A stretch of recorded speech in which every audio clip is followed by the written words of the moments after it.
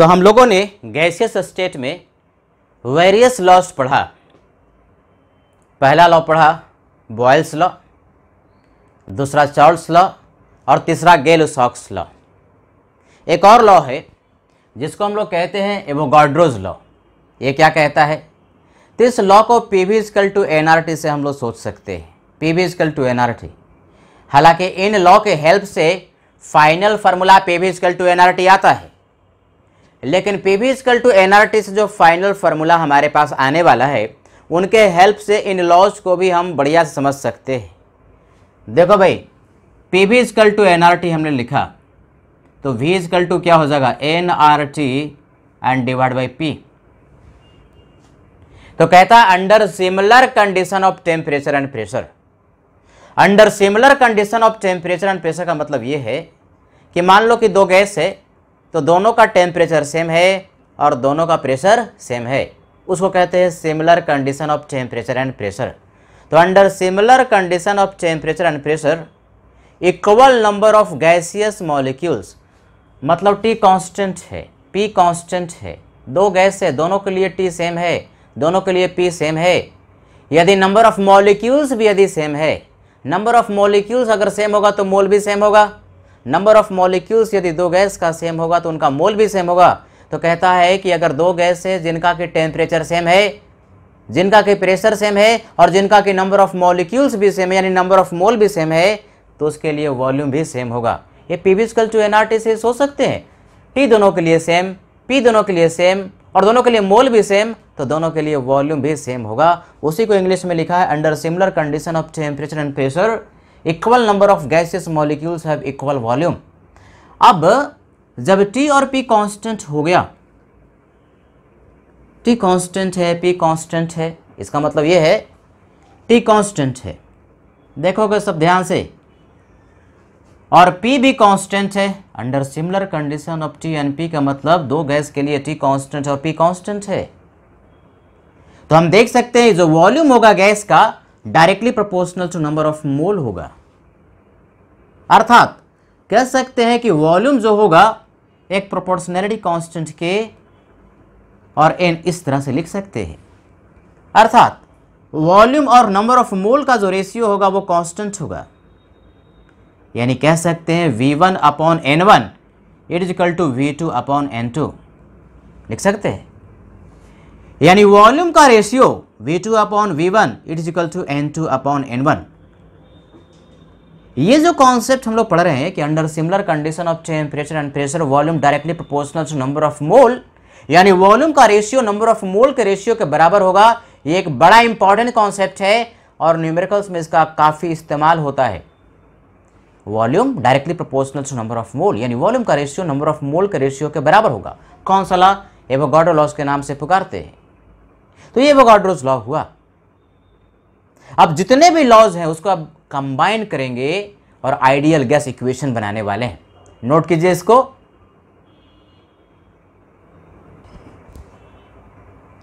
तो जितना भी लॉ हम लोगों ने गैसियस स्टेट में पढ़ा उन लॉज को यहां पर कंबाइन करने वाले हैं।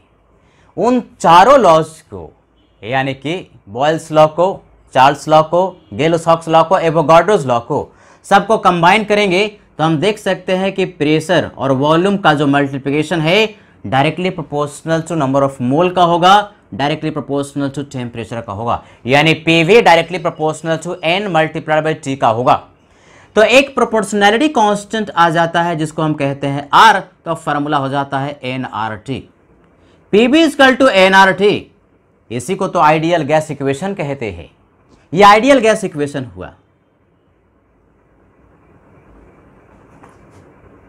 आइडियल गैस इक्वेशन यानी कि कोई भी गैस PV = nRT को फॉलो करता है तो ऐसे गैस को हम लोग आइडियल गैस कहते हैं। इसी आइडियल गैस इक्वेशन से हम लोग जितने लॉज थे वो हम सोच सकते थे। हालांकि पहले लॉ आया और फिर ये PV = nRT आया। अब इसमें जो P है प्रेशर है, V वॉल्यूम है, T टेम्परेचर है, N नंबर ऑफ मोल है, जिसको कि हम लोगों ने पहले डिफाइन किया हुआ है, पहले ही क्लास में किया हुआ है, और R को यूनिवर्सल गैस कांस्टेंट कहते हैं। Temperature must always be in kelvin, याद रखना है इस फार्मूले में टेम्परेचर T जो टेम्परेचर है वो हमेशा ही केल्विन में होना चाहिए, in kelvin. No exception, temperature must always be in kelvin. यानी डिग्री सेल्सियस में टेम्परेचर दिया हुआ है तो पहले उसको केल्विन में चेंज करोगे। डिग्री सेल्सियस में 273 जोड़ते हैं तो केल्विन आंसर आता है। अब आर की बात रहेगी, आर को कहते हैं universal gas constant. Universal gas constant,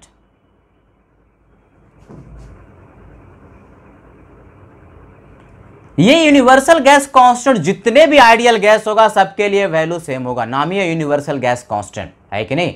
लेकिन आर का वैल्यू डिपेंड करता है, किस पर डिपेंड करता है, उसके यूनिट पर, है कि नहीं। आर का वैल्यू डिपेंड करता है उसके यूनिट पर कि क्या यूनिट लिया गया। आर का बहुत सारा यूनिट है और डिफरेंट यूनिट में आर का वैल्यू डिफरेंट होगा। लेकिन अगर 2 गैस हैं, 3 गैस है, 4 गैस है, जितने भी गैसेस है और अगर आइडियली बिहेव कर रहा है तो सबके लिए आर का वैल्यू सेम ही होगा, यूनिट डिफरेंट होगा तो आर का वैल्यू भी डिफरेंट होगा। यानी कि R depends on the unit, unit पर डिपेंड करता है। अब आर का जो वैल्यू है वो बढ़िया से याद कर लेना है। बहुत सारे बच्चों को आर का जो वैल्यू है वो इस्तेमाल यूज नहीं करने आता है। देखो आर का जो वैल्यू है वो यहां पर हम 4 वैल्यू पुट कर रहे हैं, रख रहे हैं, जिसको कि बढ़िया से याद कर लोगे और कब किस वैल्यू को यूज करें वो भी बढ़िया से दिमाग में बैठा लेना है। आर का एक वैल्यू होता है 8.314 जूल, जे का मतलब जूल पर मोल पर केल्विन, पर मोल पर केल्विन। इस आर का वैल्यू हम कब यूज करें? 8.314, ये ऐसा यूनिट में आर का वैल्यू है। इसका यूज तब करेंगे, use it when pressure in pascal, PA का मतलब पास्कल, एंड वी का मतलब वॉल्यूम इन मीटर क्यूब। ये बढ़िया से याद कर लेना है। यानी क्वेश्चन में प्रेशर पास्कल में है और वॉल्यूम मीटर क्यूब में है तो पीवी इक्वल टू एनआरटी में आप आर का वैल्यू यूज करेंगे 8.314। दूसरा आर का वैल्यू 0.0821 एटीएम मतलब एटमॉस्फेयर लीटर पर मोल पर केल्विन। इस आर का वैल्यू कब इस्तेमाल करेंगे तो इसके यूनिट में ही छुपा हुआ है, जबकि प्रेशर एटमॉस्फेयर में होगा और वॉल्यूम लीटर में होगा। प्रेशर एटमॉस्फेयर में और वॉल्यूम लीटर में होगा तो इस यूनिट का यूज कर लेंगे। Use it when pressure in ATM, ATM का मतलब एटमॉस्फेयर, एंड वी का मतलब वॉल्यूम इन एल, एल का मतलब लीटर। यानी क्वेश्चन में प्रेशर एटमॉस्फेयर में दिया और वॉल्यूम लीटर में दिया हुआ है तो उस केस में आर का वैल्यू 0.0821 इस्तेमाल कर लेंगे पीवी इक्वल टू एनआरटी के फॉर्मूले को यूज करने के लिए। अब पीवी इक्वल टू एनआरटी पर बहुत सारा क्वेश्चन हम लोगों ने किया हुआ है। कहां पर? मोल कॉन्सेप्ट में। जब नंबर ऑफ मोल कैलकुलेट करना सीखा था आइडियल गैस के लिए तो वहां पर पीवी इक्वल टू एनआरटी का फॉर्मूला खूब इस्तेमाल करके नंबर ऑफ मोल कैलकुलेट किया था। यानी इसका यूज देखना है पीवी इक्वल टू एनआरटी का तो मोल कॉन्सेप्ट के लेक्चर में जाइए और उसको ढूंढिए। आर का तीसरा वैल्यू 0.08314 बार लीटर पर मोल पर केल्विन। यानी कि आर का वैल्यू 0.08314 तब इस्तेमाल करेंगे जबकि प्रेशर बार में होगा और वॉल्यूम लीटर। देखो इसके यूनिट में ही छुपा हुआ है कि प्रेशर किस में होगा और वॉल्यूम किस में होगा, तो इस वैल्यू को यूज करेंगे। It when pressure in bar, pressure bar में हो, एंड वॉल्यूम इन लीटर, तो इसको हम लोग यूज कर लेते हैं।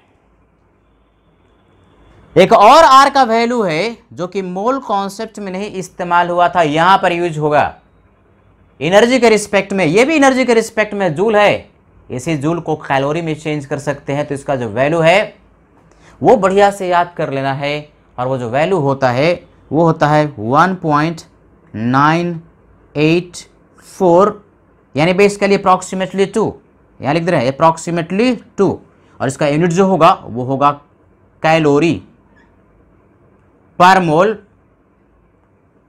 पर केल्विन।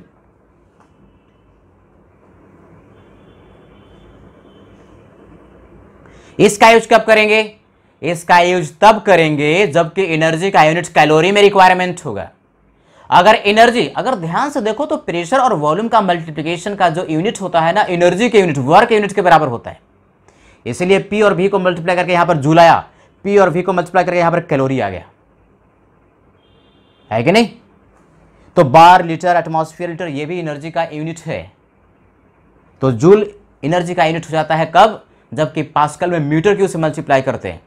इस तरह से कैलोरी भी एक यूनिट है एनर्जी का। यानी क्वेश्चन में KTG theory, kinetic theory of gas में हम लोग पढ़ेंगे एनर्जी कैलकुलेट करना आगे गैसियस स्टेट में, तो उसमें एनर्जी का वैल्यू कैलकुलेट करना होता है जूल में भी और कैलोरी में भी।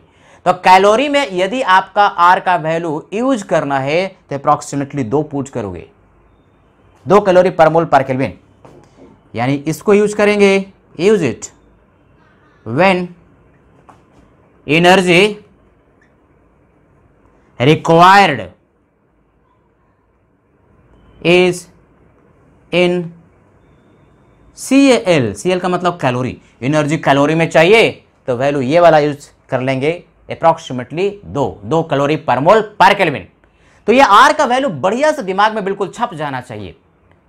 और जिसको आर का वैल्यू के साथ कब इस्तेमाल करते हैं ये यूज आ गया तो न्यूमेरिकल करने में उसको बड़ी सहूलियत होती है और उसका आंसर गलत नहीं आता। नोट कीजिए।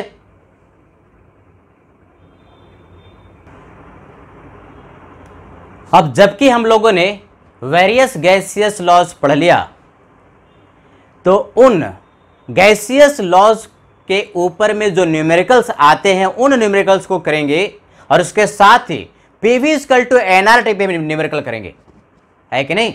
यानी बेसिकली आइडियल गैस का न्यूमेरिकल हम लोग यहां पे करने, जितनी भी थ्योरी हम लोगों ने पढ़ा अभी तक उस पर न्यूमेरिकल करने वाले हैं। तो पहला क्वेश्चन कहता है an ideal gas is expanded from 5 litre to 10 litre. An ideal gas is expanded from 5 litre to 20 litre at constant temperature. Calculate final pressure if initial pressure was 10 atm। पहले देखोगे ideal gas है, अगर gas कहता और कुछ नहीं भी लिखता तो भी मानते बाय डिफॉल्ट वो आइडियल गैस है। तो आइडियल गैस में शुरुआत का वॉल्यूम दे दिया 5 लीटर और फाइनल वॉल्यूम दे दिया 20 लीटर। एक्सपैंड करने का मतलब होता है वॉल्यूम का बढ़ना। वॉल्यूम को बढ़ने को एक्सपेंशन कहते हैं और वॉल्यूम को घटने को कंप्रेशन कहते हैं। तो वॉल्यूम क्या हो रहा है? बढ़ रहा है, एक्सपेंशन हो रहा है। 5 लीटर शुरुआत का था और 20 लीटर फाइनल वॉल्यूम था। तो ऐसा लिख सकते हैं, देखो क्या क्या दिया हुआ है। गिवन P1 का वैल्यू दे दिया, P1 का मतलब इनिशियल प्रेशर, शुरुआत वाला प्रेशर कितना दे दिया? 10 atmosphere. Calculate final pressure if initial pressure was 10 atmosphere. तो 10 एटमॉस्फेयर शुरुआत का प्रेशर दिया और फाइनल प्रेशर पूछता है कि कितना होगा, जबकि क्या कांस्टेंट है ये आपको देखना है। कांस्टेंट टेम्परेचर है। जैसे ही कह दिया कि क्वेश्चन में कि टेम्परेचर कांस्टेंट है, तुरंत दिमाग में आ जाना चाहिए अरे ये तो बॉयल्स लॉ है। बॉयल्स लॉ वाला फॉर्मूला लगने वाला है P1 V1 equal to P2 V2, isn't it? तो यहां पर टेम्परेचर कांस्टेंट है बच्चे, टी का वैल्यू कांस्टेंट। टी का वैल्यू कांस्टेंट जैसे ही देखा ना कि तुरंत दिमाग में फार्मूला आया क्या? बॉयल्स लॉ वाला P1 V1 equal to P2 V2। जिसके दिमाग में ये फार्मूला आ गया, न्यूमेरिकल तुम्हारा सॉल्व हो गया। इजीएस्ट क्वेश्चन है, एकदम सिंपल क्वेश्चन, बेसिक क्वेश्चन है। अब यहां पर V1 का वैल्यू दिया हुआ, शुरुआत का वॉल्यूम दिया 5 लीटर के बराबर और फाइनल वॉल्यूम बढ़ करके हो गया 20 लीटर, है कि नहीं? तो उसी फॉर्मूले को लगा देते हैं। कौन सा? P1 V1 equal to P2 V2। P1 का value 10 atmosphere, initial volume 5 litre, final pressure पूछता है, फाइनल वॉल्यूम 20 लीटर दिया हुआ है। तो P2 का वैल्यू आ गया, है कि नहीं? 10 दूना 20 डिवाइड बाई यानी 5/2 that is equal to 2.5 atmosphere. Answer आ गया। तो जैसे ही क्वेश्चन न्यूमेरिकल में देखेंगे आइडियल गैस है और उसका टेम्परेचर कांस्टेंट है, तुरंत दिमाग में आ जाना चाहिए यह तो आइसोथर्मल प्रोसेस है जिसमें कि टेम्परेचर कांस्टेंट है। उसके लिए बॉयल्स लॉ लगता है P1 V1 equal to P2 V2। Formula में वैल्यू को पुट किया और जो अननोन है उसका वैल्यू आ गया। नोट कीजिए। नेक्स्ट क्वेश्चन कहता है pressure of an ideal gas is increased by 20% eight constant temperature. ये आपको पकड़ना है। टेम्परेचर कांस्टेंट है, बॉयल्स लॉ। टेम्परेचर यदि कांस्टेंट है तो बॉयल्स लॉ क्या? P1 V1 equal to P2 V2 लगा देना है भाई। Calculate final volume if initial volume was 10 litre. शुरुआत का वॉल्यूम दिया है, फाइनल वॉल्यूम पूछता और कहता है प्रेशर यदि 20% बढ़ गया कांस्टेंट टेम्परेचर पर तो फाइनल वॉल्यूम कितना होगा। इस बार इनिशियल और फाइनल प्रेशर एग्जैक्ट वैल्यू नहीं दिया बल्कि परसेंटेज इंक्रीज दिया। ऐसे केस में क्या करोगे, शुरुआत का प्रेशर को मान लोगे कुछ, अगर परसेंटेज में दिया है तो 100 यूनिट मान लोगे, यानी मान लिया। ऐसे केस में देखोगे सब ध्यान से, परसेंटेज में यदि कोई चीज दिया हुआ है तो शुरुआत का वैल्यू 100 यूनिट मान लेते हैं। तो T इक्वल टू 0, यानी शुरुआत में कह लो P1 का वैल्यू, लेट का मतलब मान लिया, क्या P1 मतलब इनिशियल प्रेशर कितना मान लिया 100 यूनिट। सर यूनिट क्या ले, कुछ भी यूनिट ले सकते हैं, एटमॉस्फेयर, बार, एनीथिंग, कोई भी यूनिट। तो 100 यूनिट मान लिया कि प्रेशर P1 100 यूनिट है। तो P2 का वैल्यू 20% बढ़ गया भाई, तो तुम्हारे पास 100 रुपया था और 20% का इजाफा हो जाए, इंक्रीज हो जाए, तो आपके पास कितना रुपया हो गया, 120 रुपया। यानी बेसिकली P2 का वैल्यू 120 हो गया। अब टेम्परेचर कांस्टेंट है, जैसे ही देखा कि टेम्परेचर कांस्टेंट है तुरंत दिमाग में फार्मूला आ जाना चाहिए, बॉयल्स लॉ वाला फार्मूला। और फार्मूला क्या है, P1 V1 equal to P2 V2, ये तो भूलना ही नहीं है।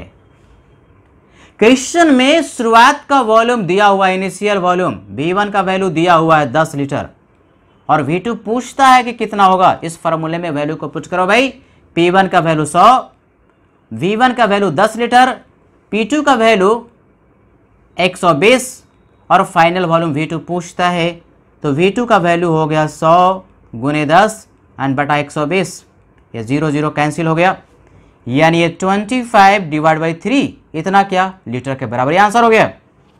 यही फाइनल वॉल्यूम आपके पास मिल गया। यानी कॉन्सेप्ट ये है कि जैसे ही क्वेश्चन में कह दिया कि टेम्परेचर कांस्टेंट है, तुरंत दिमाग में फार्मूला आ जाना चाहिए P1 V1 equal to P2 V2। और अगर परसेंटेज में कोई एक पैरामीटर दिया, शुरुआत का वैल्यू नहीं दिया तो 100 मान लो, और परसेंटेज यदि इंक्रीज कर गया तो उतना जोड़ दो, जैसे 20% बढ़ गया तो 100 में 20 जोड़ दो। अगर यही 40% घट जाता तो P1 का वैल्यू 100 होता और P2 का वैल्यू 100 में से 40 को माइनस कर देते तो 60 होता। तो इस तरह से न्यूमेरिकल को हम लोग सॉल्व कर लेते हैं। Question number 3, volume of an ideal gas is increase by 10% eight constant temperature. फिर से एक बार देख लिया, कांस्टेंट टेम्परेचर, कांस्टेंट टेम्परेचर देखते के साथ आपके पास दिमाग में फार्मूला आ गया, P1 V1 equal to P2 V2, Boyle's law. Calculate percentage decrease in its volume. ये क्वेश्चन थोड़ा परसेंटेज वाला, थोड़ा सा मैथ्स है। जो बच्चे नीट की तैयारी करते हैं, मेडिकल एस्पिरेंट्स होता है, ऐसे क्वेश्चन में उनको दिक्कत होती है, लेकिन बिल्कुल दिक्कत नहीं होना है। कभी भी परसेंटेज की बात तुमसे करे ना तो शुरुआत का जो पैरामीटर है जो नहीं दिया उसको 100 मान लो। जैसे कहता है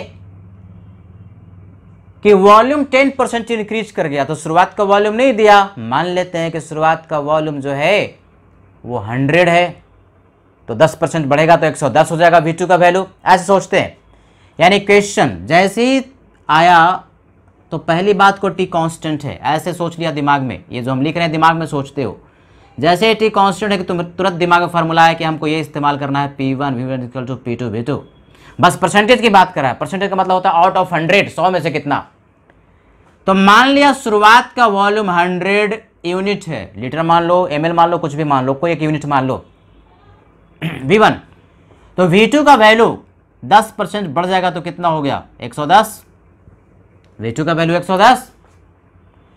अब ये कहता है कितना percentage decrease in it's pressure, not volume, pressure, pressure में कितना परसेंटेज डिक्रीज होगा ये पूछता है कि नहीं, क्योंकि वॉल्यूम तो दिया हुआ है, तो वॉल्यूम तो बढ़ रहा है, तो प्रेशर में कितना परसेंटेज डिक्रीमेंट होगा, डिक्रीज होगा, ये क्वेश्चन पूछता है बच्चे। अब क्या करेंगे, शुरुआत में प्रेशर दिया हुआ नहीं है, तो शुरुआत में प्रेशर नहीं दिया है तो P1 का जो वैल्यू है 100 मान लो, ये मान सकते हैं। लेट प्रेशर भी शुरुआत में मान लिया 100 यूनिट। 100 क्यों, क्योंकि परसेंटेज की बात कर रहा, कुछ भी मानोगे तो आंसर सेम ही आएगा। तो हम शुरुआत में 100 ही क्यों मान लें, क्योंकि 100 में से जो बढ़ेगा वो परसेंटेज इंक्रीज हो गया, और 100 में से जो माइनस हो गया यानी घट गया वो परसेंटेज डिक्रीज हो गया। यानी इस P1 के करस्पॉन्डिंग यदि P2 आपने कैलकुलेट कर लिया, जो भी आया, मान लो कि 90 आया, 100 माना था 90 चलेगा तो 10% डिक्रीज कर गया, वो तो निकालना पड़ेगा कि कितना आ रहा है। यानी बेसिकली ऐसे क्वेश्चन में जो शुरुआत में नहीं दिया उसका वैल्यू 100 आपने मान लिया, एक का इंक्रीमेंट दे दिया V2 10% बढ़ गया तो 110, और प्रेशर डिक्रीज करेगा इनवर्सली प्रोपोर्शनल, कांस्टेंट टेम्परेचर पर pressure inversely proportional to volume, volume बढ़ेगा तो प्रेशर घटेगा। कितना परसेंट घट गया, तो 100 माने थे, मान लो ये कुछ आया 90 आया तो 10% घट गया। अब कितना आया वो तो निकालना पड़ेगा, कितना आया ये तो आपको कैलकुलेट करना पड़ेगा। तो कैसे कैलकुलेट करेंगे, उसी फार्मूले से P1 V1 equal to P2 V2, है कि नहीं। अब P1 का वैल्यू 100, V1 है 100, P2 का वैल्यू इसी 100 के करस्पॉन्डिंग आपको कैलकुलेट कर लेना है। V2 तो दिया है 10% बढ़ गया यानी 110, तो यहां से P2 का वैल्यू आ गया बच्चे 100 गुने 100 एंड बटा 110, 0 0 चला गया तो 1000 बटा 11 यानी अप्रॉक्सीमेटली 90.9। फाइनल जो प्रेशर आएगा वो 90.9 यूनिट आएगा यदि शुरुआत 100 पुट करते हैं। तो परसेंटेज घट गया ना, ये तो घट गया, तो परसेंटेज डिक्रीज कितना हो गया, पूछता है कि परसेंटेज डिक्रीज कितना होगा। ये बात तो एकदम पक्की दिख रही है कि घट गया, 100 था 90.9 हो गया, तो परसेंटेज का मतलब 100 में से कितना घट गया। तो शुरुआत था 100 जिसमें कि 90.9 आया तो इसको माइनस कर दिया, वही परसेंटेज तुम्हारा डिक्रीज कर गया, यानी बेसिकली 9.1% प्रेशर डिक्रीज कर जाएगा। यानी कांस्टेंट टेम्परेचर पर अगर 10% वॉल्यूम बढ़ा है तो 10% प्रेशर घटेगा, ऐसा नहीं है। बहुत बच्चा मार के आ जाता है 10% डिक्रीज कर जाएगा, पढ़ा है कि इनवर्सली प्रोपोर्शनल होता है, वो गलत हो गया बच्चे, है कि नहीं, वो गलत हो गया, वो सही नहीं हुआ। यानी सीधे सीधे आंसर वहां से नहीं मिलेगा, कैलकुलेट करना पड़ेगा P1 V1 equal to P2 V2 से, और आपने जो फाइनल प्रेशर 100 के हिसाब से निकाला वो आया 90.9, 100 था 90.9 हो गया, अर्थात 9.1% घट गया। वॉल्यूम 10% बढ़ा, प्रेशर 9.1% ही घटा, नोट कर लीजिए।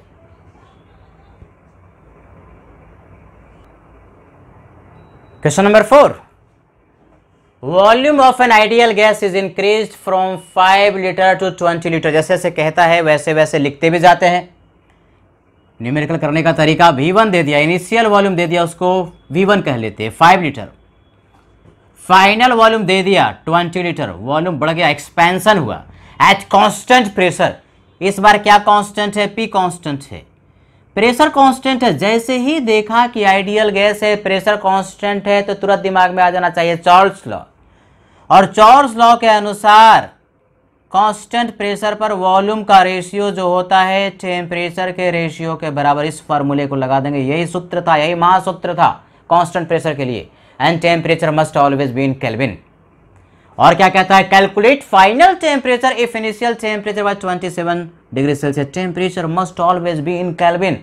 27 डिग्री सेल्सियस दिया, क्या सिखाया था, 273 जोड़ देना बच्चे, तो केल्विन में आएगा 300 केल्विन, और T2 का वैल्यू पूछता है कि क्या होगा, उस फार्मूले को लगा देना है, V2 upon V1 equal to T2 upon T1, या T2 upon T1 equal to V2 upon V1, है कि नहीं।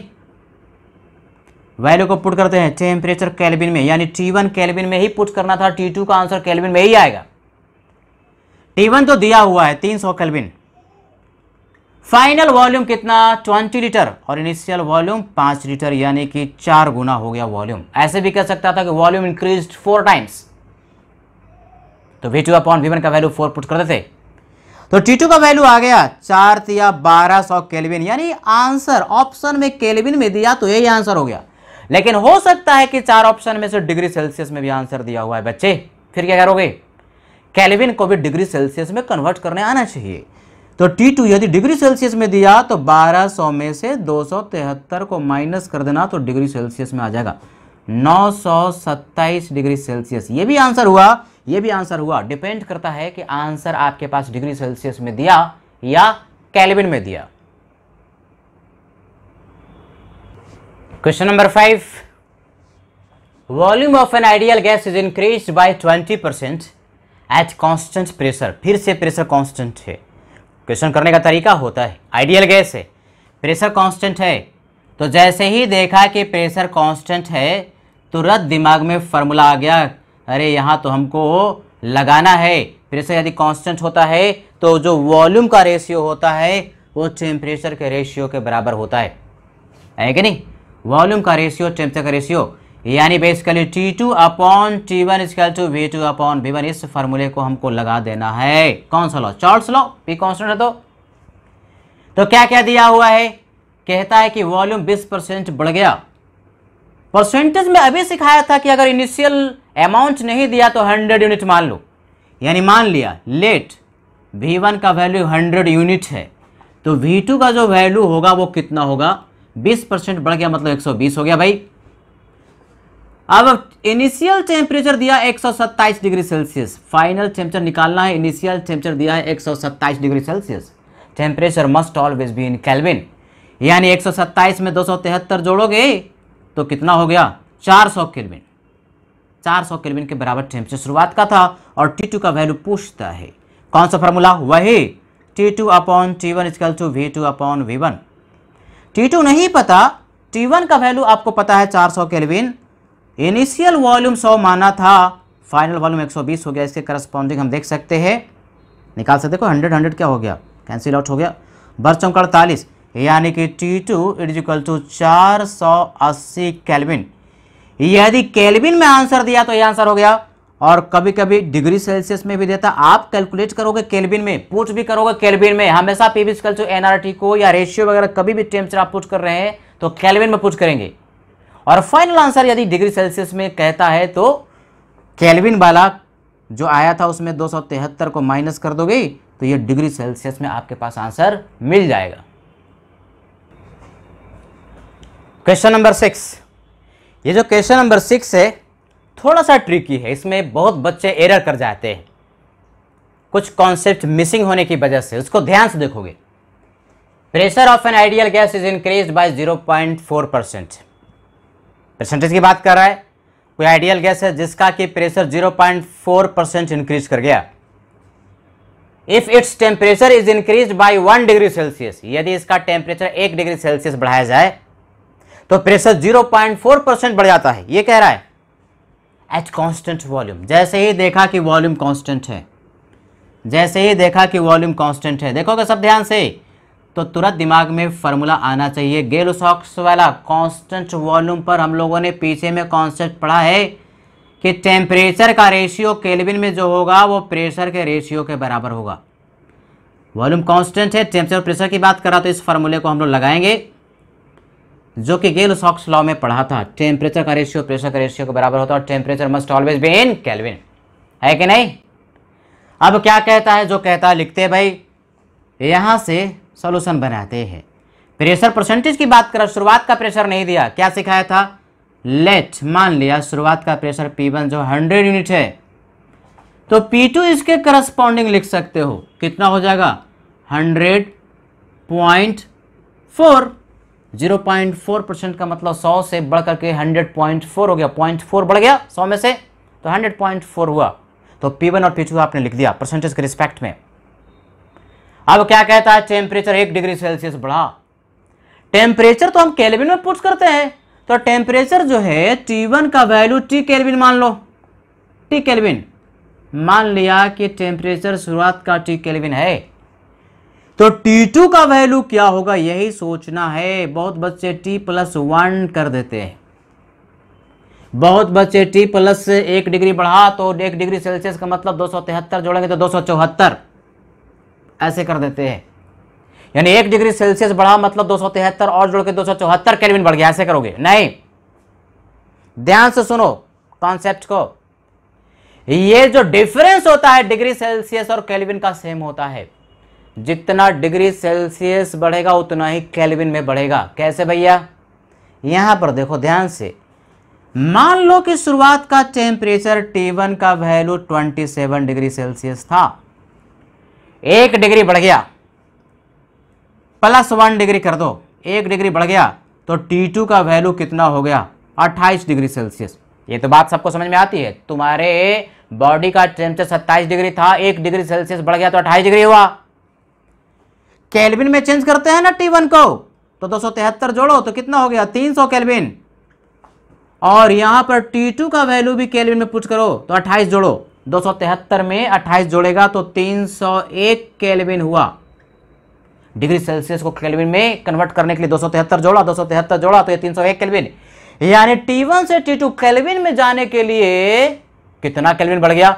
एक ही केल्विन बढ़ा बच्चे, ध्यान से देख, सूत्र आ रहा है। यानी बेसिकली जितना इंक्रीमेंट डिग्री सेल्सियस में हुआ उतना ही केल्विन में हुआ। 1 डिग्री सेल्सियस बढ़ेगा तो केल्विन में उतना ही बढ़ेगा। डिफरेंस सेम होता है, टेम्परेचर का डिफरेंस डिग्री सेल्सियस और केल्विन में सेम होता है। 28 घटाओ 27, 1 डिग्री, 301 केल्विन माइनस 301 केल्विन, यानी डिफरेंस। ये सूत्र है, इस सूत्र को बढ़िया से याद कर लेना है। देखो हम इस सूत्र को लिख देते हैं, इसीलिए सूत्र है क्या? डिग्री सेल्सियस और केल्विन, केल्विन और डिग्री सेल्सियस का वैल्यू बराबर नहीं, लेकिन डिग्री सेल्सियस और केल्विन का डिफरेंस बराबर होता है, इक्वल होता है। अर्थात जितना डिग्री सेल्सियस टेम्परेचर इंक्रीज करेगा केल्विन में भी उतना ही केल्विन इंक्रीज करेगा। 273 नहीं जोड़ना। तो 1 डिग्री सेल्सियस टेम्परेचर यदि इंक्रीज किया तो केल्विन में बच्चे, केल्विन में 1 डिग्री सेल्सियस अगर टेम्परेचर इंक्रीज किया है तो केल्विन में भी एक ही केल्विन इंक्रीज करेगा। 274 नहीं जोड़ देंगे। तो टेम्परेचर ठीक केल्विन माने थे तो केल्विन में एक ही केल्विन, 1 डिग्री सेल्सियस बढ़ेगा तो एक ही केल्विन बढ़ेगा। इस कॉन्सेप्ट को अगर समझ में नहीं आया तो बार बार सुनोगे रिवाइंड करके, ये मैं बहुत बार बताऊंगा। थर्मोडायनेमिक्स वगैरह हर जगह इसका इस्तेमाल आते रहता है। डिफरेंस डिग्री सेल्सियस और केल्विन का सेम होता है। अब T1 और T2, तो फॉर्मूला हमारे पास है T2 divide by T1 equal to P2 upon P1। इस फार्मूले में T2 का वैल्यू T+1 पुट किया, T1 का वैल्यू T केल्विन ही था, equal to P2 100.4 and divide by 100।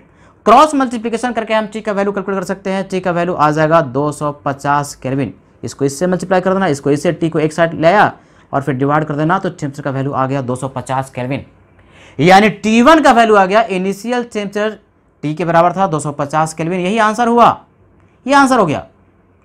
लेकिन अगर फाइनल टेम्परेचर पूछता T2 का वैल्यू तो कितना, 1 केल्विन जोड़ देंगे T+1, यानी कि कभी कभी फाइनल पूछ लेता है तो 251 केल्विन। इस क्वेश्चन के लिए आंसर हुआ 250 केल्विन। इनिशियल टेम्परेचर पूछता है तो you have to be careful. जितना डिग्री सेल्सियस में केल्विन, जितना डिग्री सेल्सियस में टेम्परेचर आपका बढ़ेगा या घटेगा, केल्विन में भी उतना ही बढ़ेगा उतना ही घटेगा। अर्थात डिग्री सेल्सियस और केल्विन का डिफरेंस बराबर होता है। एग्जैक्ट वैल्यू डिफरेंट होगा लेकिन डिफरेंस सेम होता है।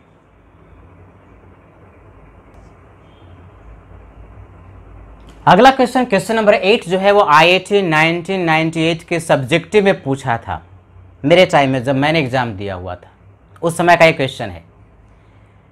क्या कहता है? एन इवैक्यूएटेड ग्लास वेस, मतलब खाली कोई एक ग्लास है, उसका वजन 50 ग्राम है। वेस का मतलब उसका वजन है। वेन एम्प्टी, खाली जब है, 148 ग्राम वेन फिल्ड विथ लिक्विड, और उसमें यदि लिक्विड भर दें, मान लो ये ग्लास है, तो इस ग्लास का वजन जो है वो 50 ग्राम है और इसमें पूरा भर दिया लिक्विड से, जो भी लिक्विड है उसमें भर दिया, तो अब जो वजन है 148 ग्राम हो गया।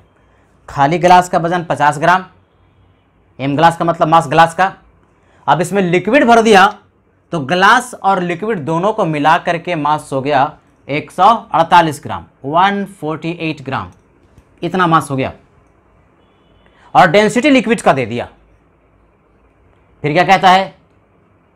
और वजन, एक और चीज दिया, 50.5 ग्राम हो गया। एक और चीज दिया हुआ है कि अगर उसी ग्लास में गैस भर दिया जाए, इसी ग्लास में यदि हम गैस भर दें तो अब जो वजन हो जाएगा, यानी मास जो होगा किसका, गैस का प्लस लिक्विड का, दोनों को मिला करके 50.5 ग्राम है। तो पूछता है कि मोलर मास गैस का कितना होगा यदि प्रेशर इतना है और टेम्परेचर इतना है। क्या करेंगे? PV = nRT लगाना है, तो बात पक्की है। तो PV = nRT में वॉल्यूम मिसिंग है, ग्लास का वॉल्यूम कितना ये नहीं दिया है, तो क्या लगाएंगे? दिमाग लगाएंगे। डेंसिटी दिया हुआ है किसका, लिक्विड का, तो मास तुम्हारे पास ग्लास का 50 ग्राम था, इसमें लिक्विड भर दिया तो 148 ग्राम हो गया। तो 148 ग्राम में से अगर ग्लास का मास को घटा देंगे तो लिक्विड का मास आ गया ना 98 ग्राम। अब लिक्विड का डेंसिटी भी दिया, लिक्विड का मास तुम्हारे पता, डेंसिटी पता, तो मास डिवाइड बाय डेंसिटी किसका, एल का मतलब लिक्विड का, क्या मिल गया भाई, वॉल्यूम मिल गया, किसका, लिक्विड का। तो मास 98 ग्राम लिक्विड का अभी निकाला, डेंसिटी 0.98 ग्राम पर एमएल, ग्राम ग्राम कैंसिल होकर एमएल में तुम्हारे पास वॉल्यूम आ गया ग्लास का। ये फाइंड आउट करना था, ये जिसने फाइंड आउट कर लिया क्वेश्चन हो गया। कितना एमएल आया, 100 ML. PV equal to NRT में अगर वॉल्यूम लीटर में आपको पुट करना है तो 100 ml इक्वल टू 0.1 लीटर, 1000 से डिवाइड कर दिया, ml लीटर में आ गया। अब कहता है कि उसी ग्लास में यदि हम गैस भर दें तो मास ग्लास का और गैस का इस तरह से ऐसे लिखोगे, जी लिखोगे तो गड़बड़ होगी, यानी मास ग्लास का एन प्लस किसका, गैस का, ऐसे लिख दो। तो मास ग्लास का और गैस का मिला के 50.5 ग्राम लिखा हुआ है। तो यहां से बच्चे तुम्हारे पास मिल गया मास, किसका मास, गैस का मास मिल गया। कितना ग्राम, 50.5 ग्राम में से 50 ग्राम ग्लास का वजन घटा दिया तो 0.5 ग्राम हो गया ना। यानी बेसिकली इसमें जो गैस भरा हुआ था इस ग्लास में उसका वजन है 0.5 ग्राम। तो मास अगर आ गया तो मास को मोलर मास से डिवाइड करेंगे। मॉलिक्यूलर मास और मोलर मास का न्यूमेरिकल वैल्यू सेम होता है, तो मास को मोलर मास से डिवाइड करेंगे तो मोल आएगा, और पीवी इक्वल टू एनआरटी से N equal to PV upon RT भी मोल आएगा। यानी अब नंबर ऑफ मोल लिखते हैं, नंबर ऑफ मोल किसका, गैस का। किस फार्मूले से, एक तो फार्मूला है कि मास को डिवाइड कर देना है मास ग्राम में and divide by molar mass, यही एम निकालना है तुमको। और अगर आइडियल गैस से, गैस कह दिया तो आइडियली बिहेवियर ये मानना है बाय डिफॉल्ट, तो पीवी इक्वल टू एनआरटी से N equal to PV upon RT, इस फार्मूले को लगा दो। आर पता, टी पता, पी पता, बी निकाल लिया, मास पता, मोलर मास यहां से निकालने लगा।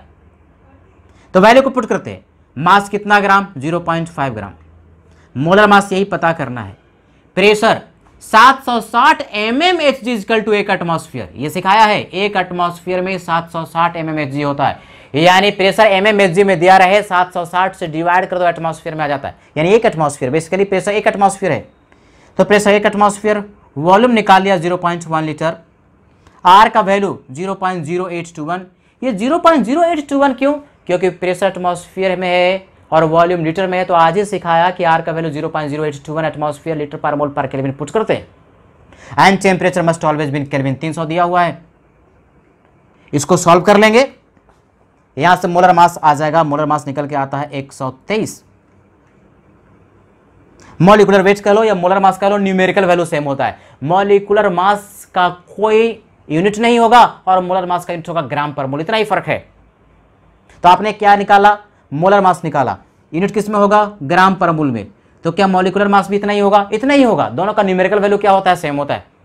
तो इस तरह से क्वेश्चन को हम लोग सॉल्व कर लेते हैं। कुछ क्वेश्चन लेंदी होता, थोड़ा दिमाग लगाना पड़ता है, डिफिकल्ट नहीं होता, बस कॉन्सेप्ट को आपको लगाना है। चाहे आईआईटी का क्वेश्चन दिया हो या कहीं से भी क्वेश्चन हो, क्वेश्चन डिफिकल्ट नहीं, कॉन्सेप्ट अगर आता है तो सारे क्वेश्चन इक्वली इजी होते हैं।